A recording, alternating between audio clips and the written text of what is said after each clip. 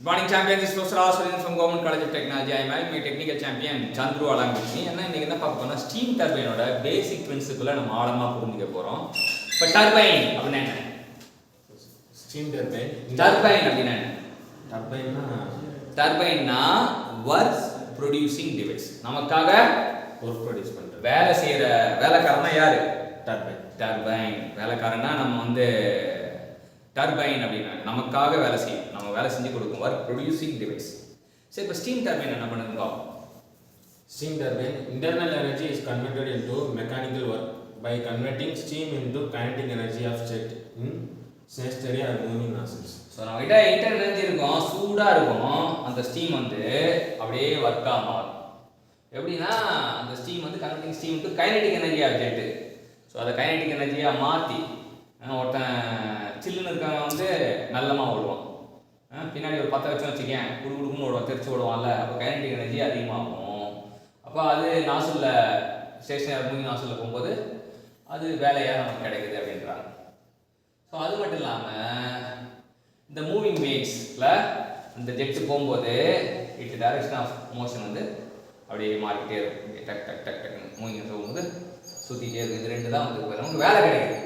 டர்பைனாலே வேலை செய்யலாம், ஆனால் ஸ்டீம் டர்பைனா ஸ்டீமால் வேலை செய்யுது. ஸ்டீமை பயன்படுத்தி கைனடிக் எனர்ஜியாக மாற்றி ஒர்க்கை ப்ரொடியூஸ் கொடுக்குது. அவ்வளோதான். இது பேசிக்காக ஸ்டீம் டர்பைன் பற்றி கொடுத்துருக்கான். இப்போ இம்பல்ஸ் டர்பைன் அப்படின்னா அது நகர்றதுக்கான, இப்போ அந்த ஸ்டீம் நகர்றதுக்கான ஃபோர்ஸ் வந்து இம்பல்ஸ் ஃபோர்ஸை பயன்படுத்துது. ரியாக்ஷன் டர்பைன் அப்படின்னா அங்கே வந்து அந்த ஸ்டீம் நகர்றதுக்கான ஃபோர்ஸ் வந்து ரியாக்டிவ் ஃபோர்ஸ். ஸோ அடைமொழி இம்பல்ஸ் எதுக்காக கொடுக்கப்பட்டது? இம்பல்ஸ் ஃபோர்ஸ்னா force given fraction of time, அதான் இம்பல்ஸ் ஃபோர்ஸ். ஸோ இம்பல்ஸ் ஃபோர்ஸ்னால அந்த ஸ்டீம் நகர்றதுனால அது இம்பல்ஸ் டர்பைன். இது ரியாக்டிவ் ஃபோர்ஸ்னால ஸ்டீம் நகர்றதுனால ரியாக்ஷன் டர்பைன். அவ்வளோதான் பேசிக்காக புரிஞ்சிருது. இப்போ இங்கே என்ன உள்ளுக்குள்ளே பார்த்தோன்னா, இப்போ இது வந்து turbine is expansion device. Expansion டிவைஸ்னால் கண்டிப்பாக ப்ரெஷர் ட்ராப் ஆகும். அது மட்டும் இல்லாமல் development of kinetic take place only in nozzle அப்படின்னா impulse turbine. Impulse turbine la pressure drop take place only in nozzle, development of kinetic energy take place only in nozzle. அப்ப moving பிளேட்ல என்னதான் ஆகுது அப்படின்னா, மூவிங் பிளேட்ல pressure வந்து கான்ஸ்டன்ட்டா இருக்கும். மூவிங் பிளேட்ல பிரஷர் இஸ் கான்ஸ்டன்ட். இம்பல்ஸ் டர்பைன்ல மூவிங் பிளேட்ல பிரஷர் வந்து கான்ஸ்டன்ட்டா இருக்கும். ஆனா வந்து kinetic energy is converted into work. அதான் அந்த வேலை தான் செய்யுது.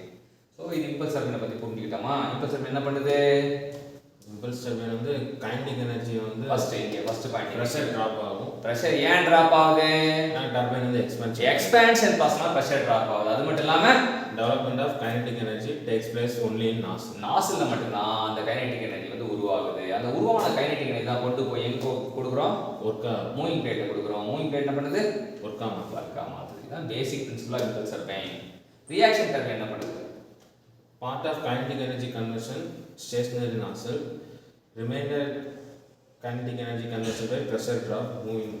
ஸோ வந்து இங்கே இப்போ நாசில்ல வழக்கமாக ப்ரெஷர் ட்ராப் ஆகும். So part of kinetic energy conversion take place in stationary nozzle, remainder kinetic energy conversion take by pressure drop in moving plate.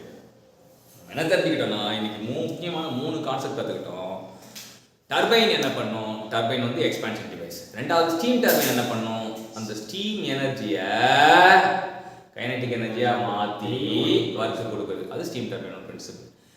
Impulse turbine என்ன பண்ணும் அப்படின்னா நாசிலில் மட்டும்தான் ப்ரெஷர் ட்ராப் ஆகும், நாசிலில் மட்டும்தான் கைனடிக் எனர்ஜி அந்த கன்வர்ஷன் பண்ணும். அப்போ மூவிங் பிளேட் என்ன பண்ணுன்னா அந்த கைனடிக் எனர்ஜியை ஒர்க்காக மாற்றும் அட் கான்ஸ்டன்ட் ப்ரெஷர் அப்படின்னு தெரியும். ரியாக்ஷன் டர்பைன் என்னென்னா அங்கே பாதி கைனடிக் எனர்ஜியை வந்து இது பண்ணணும், கன்வெர்ட் பண்ணணும், அப்புறம் ரிமைனிங் கைனடிக் எனர்ஜியை இங்கே யூட்டிலைஸ் பண்ணணும் பை ப்ரெஷர் ட்ராப் எடுத்துக்கணும். ஸோ இதான் வந்து 3த்துக்கும் உள்ள பக்காவான வித்தியாசம். இதை கற்றுக் கொடுத்த தம்பி சந்துருக்கு தேங்க்யூ.